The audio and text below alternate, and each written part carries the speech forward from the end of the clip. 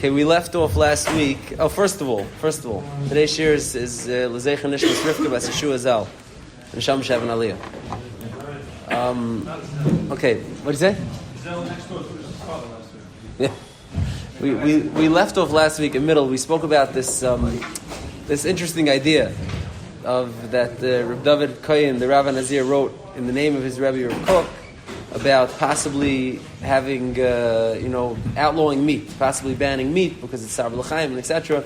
We started touching it a little bit, and I want to go a little bit more into detail to Ki'ilu explain why that's a far out there shita, but I need to give a shtickle hakdama to that to start that. So as follows. In general, it's a big shayla when you look at a mitzvah. Is there like a pshat? Is a tam in the mitzvah? The mitzvah is because of X, Y, and Z, or is the mitzvah because kach gazar kadosh baruch hu, and that's why you do the mitzvah? Now, l'chayra, there's certainly elements of both, and there are mitzvahs that fit better into one basket than the other one. But I want to talk about that sugya a little bit, about how you go to look at mitzvahs, look at the tamei mitzvahs, and we'll circle back around to shchita and the tzar b'l'chaim ramifications, and this idea that we mentioned at the end of last week. So now, just for starters, the Milsa de B'dichus, I guess, a little bit. The Rebbe Yitzchak Zilberstein, in most of his svarim, but the first sefer that he published was Tuvchi Abiyu, I think. The first chumash sefer that he put out was Tuvchi Abiyu. And in it, there's a lot of these midah keneged midas, and this happened because of this happened, and a lot of tying the things back together and trying to explain things and give timing for HaKadosh Baruch Hu's drachim and etc. And in the back of Chelik Beis of Tuvchi Abiyu, at the end of the sefer, he brings over there a short letter that somebody sent him. Moshe Mordechai Schulzinger, the I guess unofficial Rav of Beis Medrash Yarchei Kala, which is like a part of Panovich Yeshiva, he gives shiurim there. He's a prolific mechaber svarim. He probably wrote on 30 svarim. A tremendous Talmid Chacham. He wrote to Rebbe Zilberstein, and he rather liked to write very long. Usually he wrote like chuvas with like 20 pages, and every raya you could think of. This one is 3 lines, and he says, I looked through your svarim, and he says, Ayin Amud. He gives a few pages. These are just examples, he says, and there's a chut matuch through the whole sefer that you give reasons and explanations for HaKadosh Baruch Hu's plan, HaKadosh Baruch Hu's action. I'm just curious, he says, if you're Yudei Das Elyon, like, how do you know? How do you know what HaKadosh Baruch Hu's doing? Well, like, what's that's a, it's like a three line, sarcastic, caustic remark that he said. And Rebbe Zilberstein publishes it, and he publishes his response, a letter, where he shows all the different chazals, where chazal say, for example, the Mishnah in Saita that Chazal say all midas of HaKadosh Baruch Hu midah keneged midah, or the Gemara in Brachas that says michashiv kochabrichu lavadina b'leidina. Do you think Hashem does something without a reason? And he a few more of these Chazals, and he says Mela, it's pashatim that our avodah is to try to understand Chazal, to try to understand HaKadosh Baruch Hu and the midas of HaKadosh Baruch Hu and the mitzvahs of HaKadosh Baruch Hu with a shtickle havana, with a shtickle flavor of what's going on, and that's his answer to the question.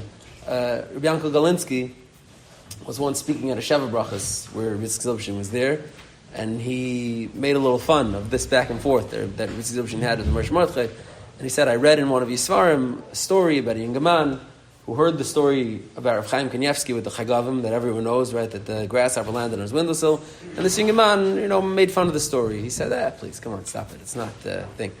And he goes home the next day, and he finds his entire apartment is full of grasshoppers, creepy crawlies. He never had an infestation, he has it. And in your Sefer Tuvchi Abiyu, you wrote that it's pasha to you that, it's midah keneged midah. He made fun of the Chagavim came to Rav Chaim, so he got Chagavim all over his house, and he has to go ask Mechila, and the Chagavim will go away. So Rabbi Yankel Galinsky said, and Ba'atzem, I want to make fun of that story that you just said. I want to be ma'ara in this also, but I don't want my house to be full of Yisvarim, so I'm not gonna say it. So this is he made this joke in front of him at a Sheva Brachas, and he said this was a central theme that Rebbe Zilberstein was presenting in this forum that received a certain amount of pushback from his contemporaries. But mitzad sheni, each one of them had chazals that they brought, to bolster their side of the coin. And then I think they say b'shem the goyin that tam, the word tam, means reason, but it also means taste. So the goyin used to say, when you say tamei ha-mitzvahs, it's not milashon tam, the reason for the mitzvahs. The reason, of course, is too big for us to ever understand. It's milashon tam, a taste in the mitzvah. You have a taste in the mitzvah by understanding a certain havana that whatever you could come up with is a tam in the mitzvah. It's a taste. That's what they say over b'shem the goyin. Now, b'chalaifin, it's really a sugya. So let's talk about the sugya shabai, and we'll go from there. The Mishnah in Brachas, and it's a Mishnah in two places in Shas. Let's say like this. First of all, the Gemara in Sanhedrin, the Chaf Aleph says that the Gemara says Amar Yitzchak Mipnei Malin is Galu Taimei Torah. How come the reasons for things in the Torah was not niskala to people? Why didn't HaKadosh Baruch Hu share with us the reasons for all the mitzvahs? It says because there are two mitzvahs that HaKadosh Baruch Hu gave the reason for. One was a king shouldn't have a lot of horses, and one was a king shouldn't have too many wives. And both of them, Shlomo HaMelech rationalized how these mitzvahs, didn't really apply. They didn't really mean what, there's workarounds. And then Kilo HaKadosh Baruch Hu Kaviyachol said, I see that if I'm going to give you reasons for everything, then there's workarounds for everything, so I'm not going to give you reasons. Mitzvahs come without a reason. That's the Gemara in Sanhedrin. So clearly, the straightforward presentation of mitzvahs in Kol Torah Kula is that there's no reason given. It's a mitzvah, Val T'shteit Torah. That's the mitzvah. Now, what about if you could think of one? If you could come up with one, what is the reason behind certain mitzvahs? So, Sanhedrin Chaf Aleph and Aleph. So there's a Mishnah in Sukkah on Daf Lamed Daled, Lamed Gimel and Beis, I'm sorry, and it's also in Megillah on Daf Chafei that says as follows. It's talking about a person who's davening, and it says Ha'omer, someone who says in his tefillah, Al kan tzipor yagiu rachamecha, on the kan tzipor, on the bird and the nesting bird, your rachmanis reached, which means to say he's framing the mitzvah of shiluach hakan. Right? The Torah says that when a person wants to take an afreach or an egg from a mother bird who's resting on her nest, so shalech t'shalach hasa'im, send away the mother, v'sabanim tikach lach, and then you could take the birds or the eggs or whatever it is that you want from this nest. So this person is framing in his tefillah, he's framing this mitzvah of shiluach hakan as a mitzvah mishum rachamim.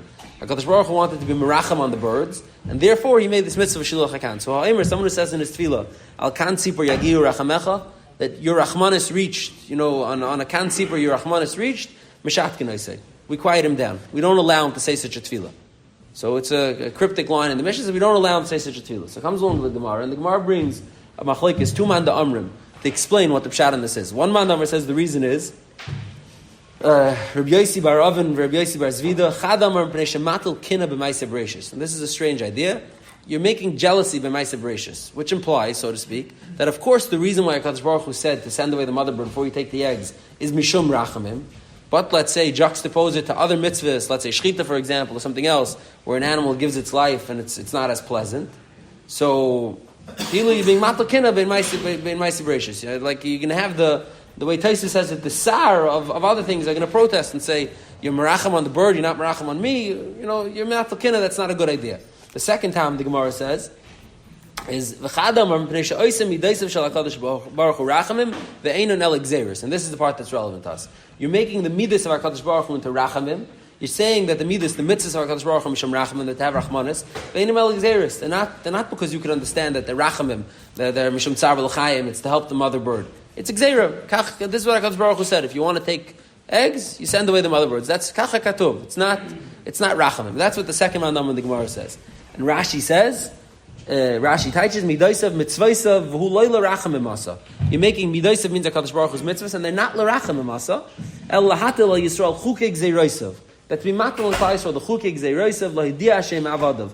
To advise, to show that, to mark on us that we're HaKadosh Baruch Hu's servants. Hashem mitzvaisav gzeiraisav. And etc. And then Rashi Gada says, and it's an opportunity when you have a mitzvah that's like Samilsa to me is something that doesn't, so easily resolve itself with our sensibilities, to do it anyhow, to do it proudly, and to show, we're doing what HaKadosh Baruch Hu says, Kikach Gazranu. We don't have to shtim with whatever the rationale people want to hear from us. So this is the Gemara in Brachas and Daf Lamed Gimel and Beis, and the Gemara seems to say very clearly, Shekashat Oisa, HaKadosh Baruch Hu's mitzvahs are gzeiros, they're not rachamim, they're not mishum, tzar b'l'chaim u'chadayma, and that's the Gemara in Brachas. Now, if you look in the Yerushalmi and Brachas in the same place, the Yerushalmi brings something interesting. The Yerushalmi says it brings the same Mishnah, obviously, and then it says a few different reasons. The first one is Rav Yitzchak b'shem Rav Simain says because it's kekaira tigar al midaisav shel HaKadosh Baruch Hu. It's as if you're kind of like asking a kasha on HaKadosh Baruch Hu's midas. Why?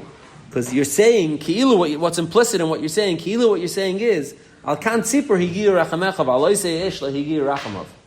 When a person says, Al kan tzipor higir rachamecha, it's like his tefillah is, HaKadosh Baruch Hu, you meracham on everybody, but me you can't take care of? That's what the tefillah is saying. You're implying that HaKadosh Baruch Hu's rachamim is uneven, and it's not, it's not covering everything it needs to cover. That's time number one that the Yerushalmi gives. The second mandam in the Yerushalmi says, Rabbi Yossi b'Shem Rav Simayin says, it's kenoisin kitzvah l'midais v'shal HaKadosh Baruch Hu. It's as if you're giving limitations. HaKadosh Baruch Hu is only merachim on certain things. It's a certain amount of rachmanas that HaKadosh Baruch Hu has. Kilo al-kan tzipor, but not more. That's the amount of HaKadosh Baruch Hu's rachamim. Then the Gemara brings the third mandamar. That's as follows. Amar Rav Yossi b'Rebun, loy avdin tavus she'osin l'midais v'shal HaKadosh Baruch Hu rachamim. And that's much more them to the Bavli. It doesn't fear she'enim ella. It doesn't say that, but it says you're not doing good that you're making a Kadosh Baruch Hu's mitzvahs rachamim. That's not what they are. Now, in the Yerushalmi and really in the Bavli also, it seems to be that it would be possible to say that the idea, if you could say that a mitzvah is mishum rachamim, mishum tzar b'l'chaim, it's to accommodate feelings or whatever. Could one say that or not? Would l'chayr be a machlekes amiroim? Meaning, the Bavli. It's a little bit cryptic what the other sheet is. It's hard to know exactly what that means. It's hard to know how does that, what does that imply about if it is Mishum Rachamim, it's not Mishum Rachamim, it's hard to know. But in the Yerushalmi Al Kapanim, the first two Manda'amim are very clearly holding that you're right. You're rightly characterizing the mitzvah of Shiluach HaKan as Mishum Rachamim, that HaKadosh Baruch Hu wants you to have Rachmanas on his creatures or something to that effect. But even so, it's not appropriate to say it because the way you're saying it implies like a certain chutzpah. It's a certain bakasha shleika haygin. You're asking for something improper. And only the third mandamar in the Yerushalmi, Rabbi Yossi Barbun, he's the one who says that no, it's not Misham Racham, it's Elei Nexeris. So now this is a kilu in the Yerushalmi. It's very clear that l'chayr this is a machlekes amiroim al kapanim, if you're allowed to say this or not. Now the Rambam in really medoyik in Yad, but beikar in Mar Nevuchim. In Chelik Gimel of Mar Nevuchim, the whole second half of Chelik Gimel of Mar Nevuchim is Taimei HaMitzvahs. The Rambam is a shtikl yachid in this, where the Rambam has like a Hakdama and Parak Chafei in Mar Nevuchim, where he writes that all mitzvahs have a tam, and they can be broken down into several subcategories that he assigns for them, and based on those subcategories is actually how he characterizes all the Yad HaChazaka, like all the different svarim in the Rambam, meaning why certain mitzvahs end up in certain volumes of the Rambam, not what you would think they are. L'mashal, why is Machalas Asuris in Kedusha is explained by what the Rambam wrote in Mar Nevuchim to explain his subcategories of mitzvahs. Meaning the Rambam breaks up mitzvahs based on their timing, based on their reasons into 14 subcategories, and based on that, he places them in different volumes of the Yad HaChazaka, volumes of the Rambam. So the Rambam, he writes very clearly that this Gemara, this Mishnah in Brachos that says, Ha'imra akan tzibur yagir rachamech m'shatkin, I say, it's tali machlekes amiroim. Meaning the Pashut of Pshat, Shatamoisa Midaisav Racham and Vein Velexeris, that's a machlekes. There are 2 dayas, says the Rambam. That's not the daya. And Dr. Rambam, I paskin like the other daya that says that you're allowed to say that it's Mishum Rachamim. And Ravas, you can't say it because to say that as a lashon tefillah, to use that as a tefillah implies a certain inappropriate method of asking or inappropriate thing that you're saying. So you can't say that as a tefillah. But to understand the premise of that it's Mishum Rachamim, that says the Rambam is, of course, Oisgehalten, and that's, a strong man, the Amar, in the Gemara. Now, I'm going to circle back to that in a second. There's an interesting place where this comes up. There's a big shaila. A lot of the piyutim that we say in our davenings come from Rabbi Eliezer HaKalir, right? Everyone's seen that. A lot of the kinnis, a lot of the piyutim comes from Rabbi Eliezer HaKalir. A lot of times he signs his name, Rabbi Eliezer HaKalir, Eliezer HaKalir, Kaliri, Eliezer Beribi HaKalir. There's a lot of different signatures that he'll put into different piyutim and tefillos that we say. Now, there's a big shmooze. Who was Rabbi Eliezer HaKalir? We don't really know, So modern day Chachamim, modern day Chachmashaf says that Rabbi Eliezer HaKalir was during the tkufa of the late tkufa Saga'inim, call it Pachas Yoser, 1400 years ago, let's say. That's what the most, scholars, even religious scholars, hold. And amongst them, Lamashal, the Yavitz, and the Chidah brings it down, meaning it's not something that only secular scholars said. It's something that even the Yavitz brings it down. The Yavitz says it strongly, and the Chidah quotes it from him, and it's a shmuz. But Taisvis, in 2 places, Taisvis says something very interesting, and you'll see how this has to do with what we're talking about. Taisvis, in Megillah, on Daf Chafei Amid Aleph, where the Mishnah says again this klal of Ha'omer al kan tzibur yagir rachamecha. So Taisus asks a kasha. Taisus says kasha Rabbeinu Elchanan. Rabbeinu Elchanan is the son of the Ri. He's actually a very famous Baal Taisus. Most of the Taisus that we have in Avodah Zarah come from Rabbeinu Elchanan's notes. He was a martyr. He got killed, I think, when he was like maybe 30 years old. But he was very prolific. And most of the Taisus in Avodah Zarah is Rabbeinu Chanan. A lot of Taisus in Zvachim comes from Rabbeinu Chanan. Rabbeinu Chanan was very prolific about Taisus, but he didn't live very long. He's the Re's son. So Kasha Rav Rabbeinu Chanan. Amasha Yasid HaKalir B'Kdushasa. The Kalir, he says, Rabbi Eliezer HaKalir was Masader in his piyut. Rabbi Eliezer HaKalir has about 5 or 6 different types of piyut, and one of them is called Kedushas.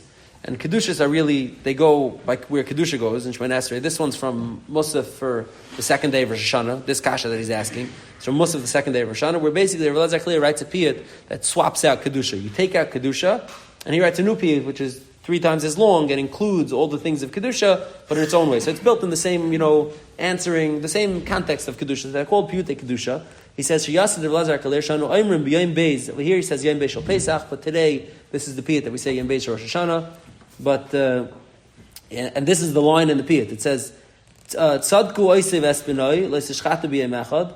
He says, D'mashma Sheratz Alemer Shakadosh Baruch Hu Chas Al Oisev Espinoi V'U'eini El Gzeira. He says in the piyut of Rabbi Eliezer HaKalir, he asks for Rachmanis for Klal Yisrael, and he says, Tzadku HaKadosh Baruch Hu had Rachamim, you had like tzedek in your dinim, in the fact that you didn't allow us to shecht Oisev Espinoi B'Yom Echad, which the Yerushalmi, I neglected to say, the Yerushalmi in Brachas compares, lumps together with Ha'omer al Kan Tzipor. Yerushalmi is also Moisef, Ha'omer al Oisev Espinoi, al Imo B'na Chasa Yachos Aleinu, that Yerushalmi adds that as a tefillah also. So those are the same, they're in the same boat, pointing out Oisev Espinoi or pointing out Shiloh HaKan.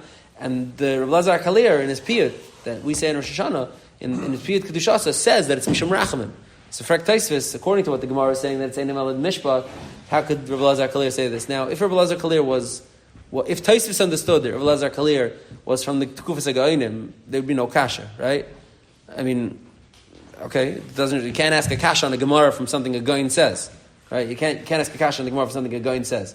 So Rabbi Kveger in Gilyon HaShasavir, Tzeichen too, that there's another Taisvis. Taisvis in Chagiga, Dafi Gimel and Beis, and Gimel and Aleph. Taisvis over there says, over here it's an interesting Gemara. The Gemara in Chagiga is handling the spacing between our planet and the Shemayims, all the heavens.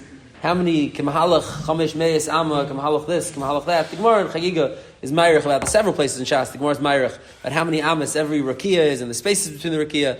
Now, Lamaisa, there's a Machlekes Bavli in Yerushalmi about this. I don't know, I can't think of a Lamaisa application. There's Machlekes, but the Yerushalmi in Brachas has its own Cheshbonis for the spacing between Shemayim, Rakia, Shemayim, and the earth.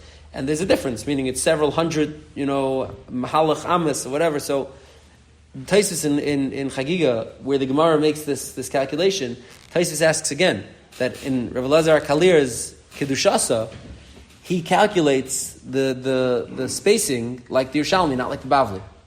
He makes a gematria, like a word that's supposed to encapsulate how far Shemayim is from us. He says like Kiminyan, whatever, and the number doesn't add up to what Bavli's saying. It adds up to the number the Yerushalmi's saying. That's Taisus' kasha. So Taisus says Taisus, yeah, so big deal. You find a lot of times that Rabbi Eliezer HaKalir favors the Yerushalmi over the Bavli in his piyutim. And he says, why? Because Shehu Haya Tana, Rabbi Eliezer HaKalir was a Tana, V'hu Haya Rabbi Eliezer Reb Shimon, Taisus names who it was, Rabbi Eliezer HaKalir was Rabbi Eliezer the son of Reb Shimon ben Ichai, the Kari Alei Mikol Avkis Reichel Tana Kara Krevitzu Paitin, like the Medrash of Vayikra Rabbah tells us what the hesped on Rabbi Eliezer Reb Shimon was, and it says that he was a Paitin. He was someone who made a piyutim. So B'yamav Mekachim, and he says it's not a big deal that Rabbi Eliezer Reb Shimon favors the Yerushalmi over the Bavli. They were both current events. It wasn't like it was a davar muskim that you have to paskin like the Bavli. Rabbi Eliezer HaKalir was a Tana. He paskins like the Yerushalmi. So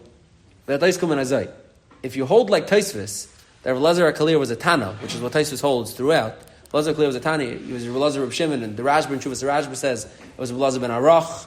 Either way, from the Gedolei HaTanoim. So then you have a Tana who's being machriya like the tzad that the mitzvahs of Oisev Espinoi or Shiloh HaKana Mishum Rachamim.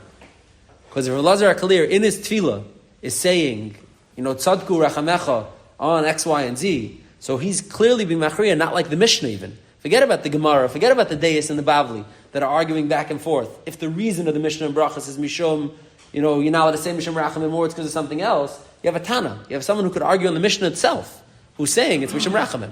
Because Rabbi Eliezer HaKalir in his Piyutim is writing this. And Piskei HaTaisvis, in the back of Megillah, Taka says, according to Rabbi Eliezer, the Tana of Rabbi Eliezer HaKalir, that one is allowed to say, Akanti b'yigir rachamecha.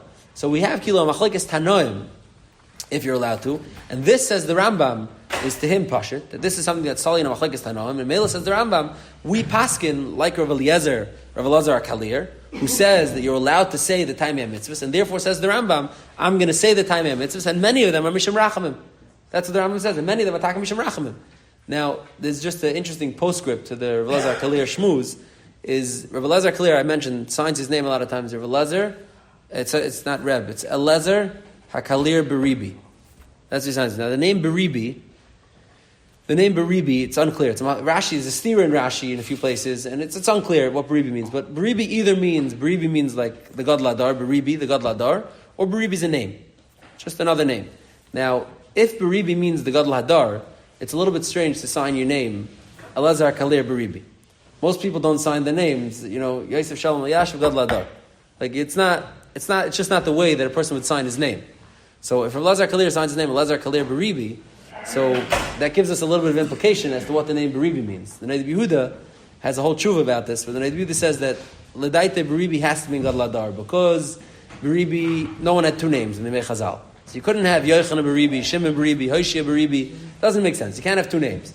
So he says, the Neiv Yehuda comes to the Pshara, and he says it depends. If Beribi is said independently, just Beribi Yomer, then it means a God Ladar. But if it says, Hoshea Beribi, then it means two names. Now, he's mafakfik back and forth with how to understand the Elazar Kaliri. It's just an interesting postscript. That's a big part of the tshuva, is how to frame Rav Elazar Kalir in this discussion. But rather than in that tshuva, the Neiv also says that he's seen what the Chachamim of the day say, that Rav Elazar Kalir was a goyin, not a Tana like Taisa says. And he's not bowled over by the research. He doesn't find their evidence to be so conclusive, and he's going to stick with Taisus. That's the view in the Hagam that Tshuva says. So, either Rav Elazar Kalir is expressing a shita from the Amiroim, or he himself as a Tanu is being chaylik. But b'chalif, we have a shita now documented, a shita on paper that says that we could look at mitzvahs as mishum rachamim, and we could give reasons for the mitzvahs. So now comes along the Rambam, and let's move back to shchita for a second here. So now the Rambam says the mitzvah of shchita. He says he brings a medrash and Bereshis Rabbah, which is very not advantageous to our case, where the medrash says as follows. I quote. This is a quote from the medrash. What does HaKadosh Baruch Hu care? If you shecht from the neck, you shecht from the front, you shecht from the back. This is a Bereshis Rabbah. So, Heavy Yomer says the Medrash, says the Medrash, the answer is the mitzvah was given to perfect us. Taka. HaKadosh Baruch Hu doesn't care. It doesn't do anything for HaKadosh Baruch Hu in the Elamas Al Yonim. If you shecht from the neck, the front, the back, quick, slow, you do a shehiyah, you don't do a shehiyah, it's a sharp knife, it's not a sharp knife, not relevant. HaKadosh Baruch Hu gave that Letzaref B'Yosef. So to which the Rambam goes from there and he says, you would think that this should be the ultimate kasha on what I'm saying, that it's not Misham Rachamim. It says the Rambam, no. Letzaref B'Yosef means there's two reasons why HaKadosh Baruch Hu gave a mitzvah Misham Rachamim. Either because he wants to have Rachmanis on this cattle, or he thinks that having Rachmanis on this cattle is important for the whole, Bria for the Elamis, or so you should learn to have Rachmanis on cattle. So it says the Rambam, Lenitna Letzaref B'Yosef, but the Medrash is saying, the Medrash is not saying that the mitzvah is not Misham Rachamim. That HaKadosh Baruch Hu didn't give all the pratei dinei mitzvah shchita that HaKadosh Baruch Hu gave to Moshe Rabbeinu and Har Sinai weren't Misham Rachamim. Of course they're Misham Rachamim. But says the Rambam, there's no inherent value in the Rachmanis like HaKadosh Baruch Hu. The value is that humankind should learn to be merachim even on animals. That's what HaKadosh Baruch Hu wanted. And later on in Parak Mem Ches, in the same chapter over there, the Rambam says, Amna mitzvah shchita, he says, Behem hi achreiches. You need meat. We need meat. You have to shecht. We have to have meat. The best food from a medical standpoint for a person to eat is what grows naturally and animal protein, he says. And the best basar is what HaKadosh Baruch Hu is matif us to eat. And then he says, but when the fact that humans need meat and it's good for us comes into conflict with killing animals, it says, so the Torah chose the easiest of mises, the simplest of mises. And the Torah asked us from being ma'ana, from torturing the animal, by making it endure a shvacha shchita. Meaning it has to be a super sharp knife, it has to be big enough, the motion has to be right, the animal has to be positioned right. Because the Torah didn't want you to be ma'ana the animal. And then he continues and says, Oisiv Espanoi is along the same vein. And this of Ev Menachai is along the same vein. And this of Shloch HaKan is along the same vein. The Torah wanted to teach us, to instruct us that when we go to dealing with animals, you deal with them ba'ifin rachmanis. Even though the Rambam is saying, and the Tais Yomtiv in the Mishnah Brachas points out that the Rambam is full of steers about this. If the Rambam holds the be'etzem it's Visham Rachamim, or it's only on Haga of Rachamim, etc. But the Rambam is clearly saying that even though there's a certain amount of brutality, kilo, that's inherent in shechting, but meat eating was necessary. Like we spoke last week, person needs it to give him the energy that he needs to be able to Hashem properly, to do what he's supposed to do properly. And therefore, the Torah didn't want you to do it in a method that causes inoy to the animals. The Torah says do it in the most edel method possibly, and that's the method of shechita. This is what the Rambam says to validate the shechita from the Taina of Tzar B'Lachayim. So I'll just circle back. The idea that Lasad Lavoi, there was going to be a world without shechita, a world without meat, was like halfway predicated on the Rambam, but clearly the Rambam does in his own writings in Mer Nevuchim very clearly, and there's many dukim like this in Yad and Pirush Mishnayos, doesn't seem to be blown away by the tinus of Tzar B'Lachayim. The Rambam says it's hachrechi, it's necessary. The person needs to eat meat. And how to do it the proper way? Okay, yeah. So there, Kadosh Baruch Hu wanted it to be, in an oifen that's not Tzar B'Lachayim. Now, there is also other things that are said in the Rishonim about shchita to answer this question of Tzar B'Lachayim. And I have to keep in mind that the idea of asking about Tzar B'Lachayim on an animal is be'etzem till mamish very, very recently was a uniquely Jewish idea. Nobody in the world cared about animals. It didn't exist. And the Sri Deyesh in his tshuva actually writes, he says this alone, that they're asking us, people, the people who follow the Torah, to defend our position from the attack of Tzar B'Lachayim is itself a chuchot lula. Who taught you Tzar B'Lachayim? Tzar B'Lachayim comes from the Torah, that's where you know it from. The entire value of caring for animals in the whole Judeo-Christian world comes from the Torah. And he says, you're talking about people who not too long ago were having their animals fight for their pleasure. That was Tzar B'Lachayim for us 3,000 years ago.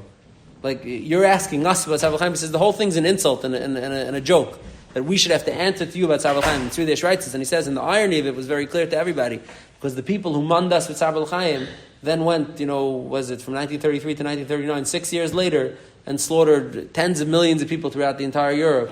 Where was Tzar B'Lachayim then? So the Sri Deyesh he writes this very clearly, that it's almost foolish to have to answer these tainas from people like this. You learned it from us and you don't even stick to it, so don't man us with Tzar B'Lachayim. But b'cholifin, some Rishonim, amongst them the Rambam, which is, nobody was having tainas on Shechita when the Rambam was writing this. The Rambam was writing this before anybody woke up to say, Shechita is barbaric, Shechita is no good. The Rambam wrote this, because he thought this to be true on its own. The Ramban, likewise, the Ramban writes. The Ramban rather is okay, I'll leave the Ramban because the Ramban's a little it's unclear. But the Ramban writes in a letter that's let's call it, is ascribed to the Ramban. There's a letter that's ascribed to the Ramban. It's in Kol Kisvei Ramban. I think today people say the Ramban didn't write it. It's one of his Talmidim. But in a letter that's ascribed to the Ramban writes that it's the animal's biggest dream to be geschachten for a carbon, for food. An animal that has the opportunity. He said, like he says, he says there are billions of animals all over the planet. Most of them are going to be born and die without serving any useful purpose, any utility to HaKadosh Baruch Hu, to the world, to moving forth godliness in the world. Most of them are going to be born and they're going to die without ever making a single contribution. He says an animal, from the small amount that's going to be zeicha to be a carbon, or that's going to be zeicha to be eaten on a Jew's Shabbos table, or to give koiches to someone to learn, or etc., that's an animal that fulfilled its tafkid, the ultimate thing. He says animals are kilu begging, please make me be one of the few animals that gets to have a shechita, that gets to do something productive, to be something productive. Kilu. If animals had an neshama or whatever. So the Ramban says it's l'toivas the animal itself. You misal, the whole animal is nisale by being able to be geshacht and being able to be eaten and brought onto a Yiddish table. The Shari Eira, early Kabbalah Sefers, I think he even gives a small mascaras the idea of Gilgul, meaning that an animal that needs a tikkun, that could have a tikkun through the shechita, meaning, so you'll find in different Rishonim, different angles like this. Either you'll say, so basically just to organize it, either you have the Rishonim that say that shechita is the kalash of a mises. It's the easiest of the mises. Of course, it's kilu like a necessary evil. We need to eat meat. It's something we need, but it's the kalash of mises. Then you have the Rishonim who say that no, it's an elevated misa. It's desirable. It's l'chatchila for the animal to have this misa, like the Ramban and the Shari'er and etc. Now, so b'chalev, and I think what it's important to point out, Taka, is what the Sri Deyesh says, that shchita needs no defense from people who are attacking you from Tzar B'Chaim, who are very clearly not Oisgehalten in Tzar B'Chaim and all its Efanim. And what comes to mind to me was, there's a Chazal, it's a Medrash, Yalkut Shemaini, I think, that says as follows. The Medrash says about Shaul HaMelech. Shaul, when Hashem tells him to kill out Amalek, it says Vayachmol Shaul on the animals. Shaul had Rachmanos on the animals, and he didn't kill them. He said, "I'll leave them. We'll have karbanos from them." Right? Hashem tells him, "Go kill Anashim, Nashim, Taf." And says Shaul had Rachmanos on Agag. He didn't kill the king. He took him captive, and he didn't kill the animals. Now, some say if we know the end of the story, Amalek gets rejuvenated, and Shaul loses his kingdom, and Amalek continues to do what Amalek does. Now, a few kapitals later in Navi, when David HaMelech is running away from Shaul and he hides by Noiv Yerakoyanim, so Shaul HaMelech comes and he wipes out the entire city of Noiv Yerakoyanim. He kills them. So the Medrash in the Yalkut Shemaini comments and says, like a comment, it says Mikan shekol merachim al achzarim. Anybody who has rachmanis on achzarius and people who are not worthy, or things or ideas that are not worthy of rachamim, seifel lehizachzar al rachmanim, will ultimately be misachzer, will be cruel to what deserves rachmanis. Meaning to say, a moral compass that gets tilted the wrong way, so it has implications. Meaning, if east is not east, then west is not west. So meaning, if you have rachmanis on things that don't deserve rachmanis, you end up, the whole thing is shaken out of kilter. It's not the way it's supposed to be. So, what do you say? Yeah. So exactly. So in a day like today, it's very important to remember that kol merachim al achzarim seifel lezachzar al rachmanim, meaning to keep the moral compass bound and guided by the Torah and not be intimidated by outside questions that are totally debased, meaning that don't come from a system that has equilibrium, that come from whatever they come from today. It's important to remember to be proud. We have the system. Like the Sridei says, we don't have to answer to any attack, anything. This is something that it's built in. Anything moral and good and just, it all comes from here. This is the makar. This is not the place that needs a defense. So I think as much as we spent 2 weeks Kilu defending Shechita from the outside attacks and saying how it is Rachamim and the Rishonim say it and it's the primary method of slaughter, and we quoted from some secular studies, and I won't share the gory details again of exactly the amount of blood that gets drained in the seconds and when the brain ceases working and etc. It's important to remember that we don't really need to defend Shechita from Tainus of Tzar B'Chaim, Tainus of B'Chotz. It's more begeder damash atashiv, Now, Shechita, and I'll hold it with this, but Shechita was a focal point of fighting mibefnim also. Meaning, the last 2 weeks we spoke about mibachotz, the attacks on Shechita, from outsiders. Shechita was something that was a very, very big hapa inishim mibefnim also. There's a famous, I don't know if it's famous, there's a fight that the Chassidim and the Misnagdim, early Chassidim and Misnagdim had about Shechita. Today, almost nobody knows even what it was about. It faded so far into the distance, nobody knows what the fight was about, B'chlal. But maybe I'll try to dig that up and share it. And then there was fights in America that are relevant to our conversation. So we'll continue about fights mi befnim. Mitzvah Hashem.